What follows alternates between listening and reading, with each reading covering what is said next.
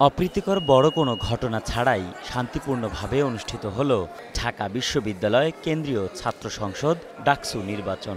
৯ September মঙ্গলবার সকাল ৮টা থেকে বিকাল ৪টা পর্যন্ত একটানা ভোট গ্রহণ চলে। রাতভর গণনা শেষে সকাল ৮টায় ঘোষণা করা হয় চূড়ান্ত ফল। সাদিক কায়েম সহসভাপতি, প্রাপ্ত ভোট ১৪,০০০। ঘোষিত ফলাফলে ডাকসু নির্বাচনে ছাত্র শিবির সমর্থিত ঐক্যবদ্ধ শিক্ষার্থী জোট ভূমিধস বিজয় পেয়েছে। কেন্দ্রীয় সংসদের ২৮টি পদের মধ্যে ভিপি এবং জিএস পদ সহ ২৩টি পদ জিতেছে তারা।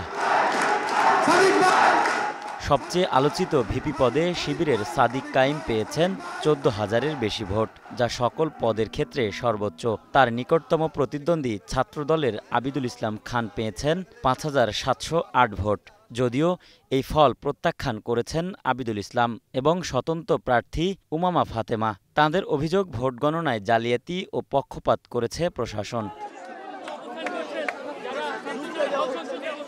ভোটের রাতে টিএসসি ও কয়েকটি কেন্দ্রে উত্তেজনার ঘটনা ঘটলেও শেষ পর্যন্ত বড় কোনো ধরনের সহিংসতা হয়নি। তবে ফল ঘোষণার পর ভোটচোর স্লোগানে মুখর হয়ে ওঠেন ছাত্রদল ও কিছু স্বতন্ত্র প্রার্থীর সমর্থকরা। অন্যদিকে প্রধান রিটার্নিং কর্মকর্তা অধ্যাপক মোহাম্মদ জসিমউদ্দিন জানিয়েছেন, কোনো অনিয়ম হয়নি। এবারের ডাকসুর ভোট হয়েছে একটি মডেল নির্বাচন।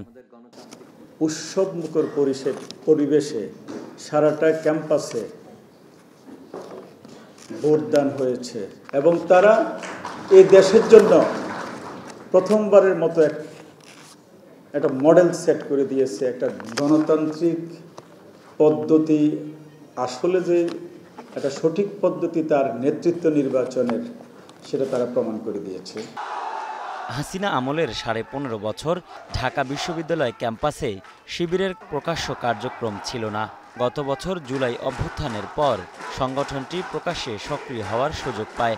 আর প্রকাশ্যে আসার ১ বছরের মাথায় ডাকসু নির্বাচনে বড় জয় পেল তারা। A K M Suman, Star News, Dhaka.